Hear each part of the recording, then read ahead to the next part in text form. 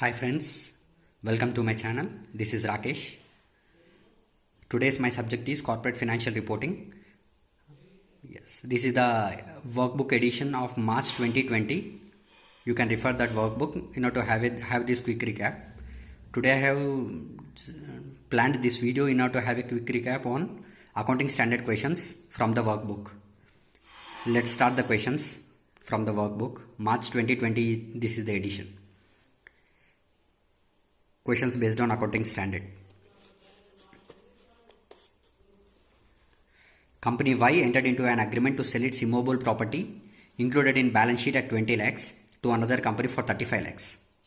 The agreement to sell was concluded on 18th February 2017 and the sale deed was registered on 28th April 2017. How this will be treated in balance sheet as on 31st March 2017? Yes, I have prepared a notes for you friends in order to have a quick recap. This problem is first related to AS4, contingencies and events occurring after the balance sheet date. Here the agreement to sell was on 18th February 2017 and the financial year end is 31st March 2017. The sale deed was registered in 28 April 2017. Actually, this is an additional information friends, but before the financial year end itself, there was an agreement happened to the company on 18th February 2017 stating that there is a sale of the immovable property which was happening on 18th February 2017. So, assets and liabilities should be adjusted for the events occurring after the balance sheet date, which provides additional information to assist the estimation of the amounts relating to the conditions existing at the balance sheet date. It indicates this is an additional information which is happening after the financial year end. But there was already an existence concluded, which was sale was concluded as an agreement in the 18th February 2017 friends. So it is clearly an information stating that it is only an additional information, but there is already an sale conclusion was takes place on February itself. So there is a clear adjustment which should be happened in the financial year end. The sale of the immovable property should be reduced from the assets side friends. See, this is the adjustment. Adjustment to assets are necessary and assets will be derecognized in the balance sheet as on 31st March 2017. The derecognition is nothing but the immovable property having this immovable property friends, which is having a value of 20 lakhs. Thus, this asset should be derecognized in the balance sheet as on 31st March 2017. This is all about the question number 1 friends. Let me go to the second question. Yes. What is the treatment to be given in each of the following cases to an entity for reclassifying its investment in accordance with AS 13? The question itself clearly states that it is the problem based on the accounting standard 13. Let me start with option 1. A portion of current investments purchased for 48 lakhs to be reclassified as long-term investments as the company has decided to retain them. The market value as on the date of the balance sheet was 57 lakhs friends. Here there was a conversion taking place from current investments to long-term investments. They want to reclassify the investments which are classified as current now. They want to classify the current investments which are classified now into a long-term investments. They want to reclassify it friends. These investments they want to reclassify, the company want to reclassify. I have given the details here. This belongs to the AS 13 question, accounting for investments. Here the current investments are reclassifying into the long-term investments friends. Whenever there was a reclassifying of current investments into a long-term investments, we need to consider the lower of the cost and fair value. This is the friends, lower of the cost and fair value at the date of transfer we need to consider here. In the first question, they have given the market value is 57 lakhs. The cost that they have recognized is 48 lakhs. So the lower of these two values to be recognized when they are reclassifying it as long-term investment funds. So 48 lakhs they have to recognize, which is at cost only. So the reclassifying should be done at 48 lakhs. Let me start with option 2. Another portion of current investments purchased for 31 lakhs has to be reclassified as long-term investments. The market value of these investments as on the date of balance sheet was 24 lakhs friends. Friends, the same thing, lower of the cost and fair value. Here in this case, the market value itself is lower than the cost, 24 lakhs, and the cost is 31 lakhs. As lower of the above two is nothing but 24 lakhs, that is at the market value. Here, as the cost incurred by the company is 31 lakhs and we are recognizing the asset as 24 lakhs. So there was a loss which was incurring here due to this reclassification. So whenever there is a loss, as per our accounting standards, we need to make sure that the loss to be recognized immediately. So the loss of 31 lakhs minus 24 lakhs, the 7 lakhs which is the loss, should be charged to the P&L account, friends, as this is the loss which need to be recognized immediately. Here let me read the third one, friends. Certain long-term investments no longer considered for holding purpose has to be reclassified as current investments. The case is reverse to the above two, friends, because there the current investments are reclassifying as long-term investments. Here the long-term investments are reclassifying as current investments. Then the formula which we need to take here is valued at the lower of cost as well as the carrying amount. Consider the cost and consider the carrying amount. By considering the lower of these two, we can reclassify the long-term investments into current investments, friends. So here, if you see here, the original cost of these investments is 35 lakhs, which has been written down. So the carrying amount is 26 lakhs. Recognized present decline as per AS 13. Yes. So the carrying amount here the carrying amount is nothing but 26 lakhs, friends, and the cost amount is 35 lakhs. So we need to recognize these current investments which was reclassified at the lower, that is at 26 lakhs, that is at the carrying amounts. This is with related to question number 2, friends. Let me proceed further with question number 3. A claim lodged with insurance company in February 2015 for loss of goods of 15 lakhs had been passed for payment in March 2017 for 12 lakhs. Okay.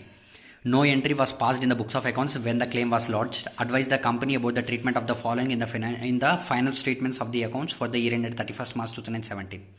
Friends, the company treatment which was made as of now is correct. Why? Because unless until the uncertainty get recovered is removed, we cannot recognize the revenue. Here that there is a revenue income which was declared here in the March 2017 of 12 lakhs. Unless until the company cannot recognize. So no entry was passed by the company in the books of accounts is correct. The treatment made by the company is correct actually. Let me show you the imprecise. Since there is uncertainty exists as to the collectability, the revenue recognition should be postponed. Yes, that is what the company done. No entry was passed, friends. Now March 2017 claim is passed for payment. It should be recognized as revenue in the financial statements year ended 31st March 2017. As per AS 5, revised says that nature and the amount of the item should be disclosed separately. As per the revised AS5, friends, here the income was there, that the amount of 12 lakhs. So it need to be disclosed separately. As per the AS5 revised, the nature and the amount of the item should be disclosed separately. So we need to disclose it separately. I am proceeding further with question number 4, friends. Here this is with relating to the exchange rate, friends. The goods was sold on 3rd February 2018 of US dollars $1 lakh at the rate of rupees 64.17. Exchange rate as on 31st March 2018 is 63.58. Actual payment date 5th April 2018. The rate is exchange rate is 63.75 rupees. What is the loss or gain for the financial year 2017-18 and 18-19? Here this is related to the exchange gain or loss. As per AS 11, at the balance sheet date, all monetary items should be reported using the closing rate. So here, friends, the transaction was happened in 3rd February and the exchange rate was given as on the year ended 31st March 2018. So as per AS 11, here it clearly states that at the balance sheet date as on 31st March 2018, all the monetary items should be reported using the closing rate. So by applying the AS 11 provision here, from the first two lines, it is clearly stated that we need to revalue the transaction again as on the financial year ended. And that means to say exchange rate at 31st March 2018. So here the exchange rate at the time of transaction we recorded is 64.17. Now we need to recognize again at the financial year end at 63.58. So there is a loss which was incurring. So we need to recognize this loss in the financial year ended statements. I mean to say the exchange loss we need to recognize is $1 lakh into 64.17 which was recorded at the time of transaction minus 63.58 at the year end exchange rate this is. So we need to recognize this loss, 1,12,000. We need to recognize this loss in our P&L account. Yes, by considering the first two lines, it is clearly stated that we have recognized the transaction at 31st March 2018. Now the transaction is at this level, friends. I mean to say at 31st March 2018. So the actual payment was done in the next financial year on the date of 5th April 2018 at 63.75. So when the actual payment was made, there will be a loss or gain further. We need to revalue the transaction which was revalued at 31st March 2018 to 5th April 2018 and calculate the respective gain or loss and then recognize in our P&L account. Friends, here the calculation is, actual payment was made on 5th April 2018. As per AS 11, the exchange difference on settlement of monetary items should be transferred to P&L account as gain or loss. That is what I said, friends. We have recognized the transaction at $1 lakh at 63.58 at the, this is the value which we have recognized as on financial year ended 31st March 2018. So the actual transaction, actual payment which was made is $1 lakh into 63.75. So this is what the amount, this is what the actual amount which was paid, 63.75,000. So date of actual payment is 5th April 2018, 63.75. Here it is there, friends. If you see here, exchange gain on settlement. 1 minute, friends.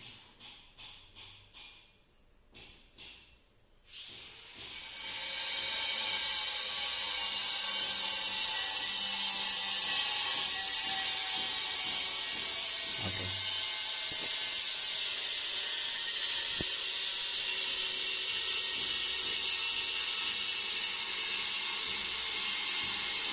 Yes, friends. $1 lakh into 63.75. That is 63,75,000. Credited to the P&L account, the gain which was made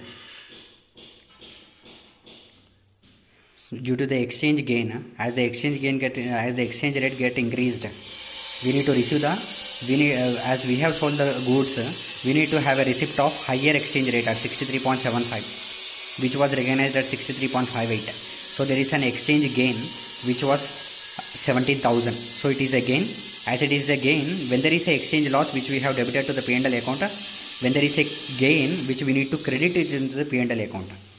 So the fourth question, exchange gain, the respective transactions first taken place, friends. So this is the fifth question, friends. In preparing the financial statements of Excel Limited for the year ended 31st March 2016, you come across the following information.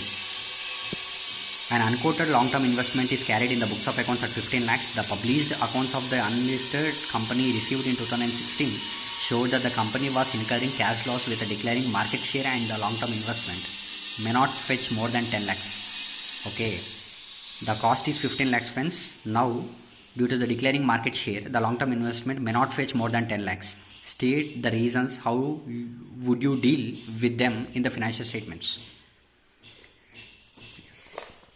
Friends, first of all, the layman thing, what we know is long-term investment should be recognized in the financial statements at cost. Should be carried in financial statements at cost. Should be carried in financial statements at cost. If there is a diminution in the long-term investments, provision shall be made. Provision in the sense, if there is a diminution, the respective loss need to be debited to the P&L account, friends. That means the provision. So any reduction in the carrying amounts charged to the P&L account, that means to say, that is the long-term investments which is 15 lakhs existing, due to the market decline it was recognized at 10 lakhs, friends. We can able to fetch it from that investments is only up to 10 lakhs. So the resulting is 5 lakhs which is charged to the P&L account. So the long-term investments should be carried at 10 lakhs from now. From now onwards, the long-term investments in the company should be recognized at 10 lakhs at cost and the 5 lakhs is to be charged to P&L account.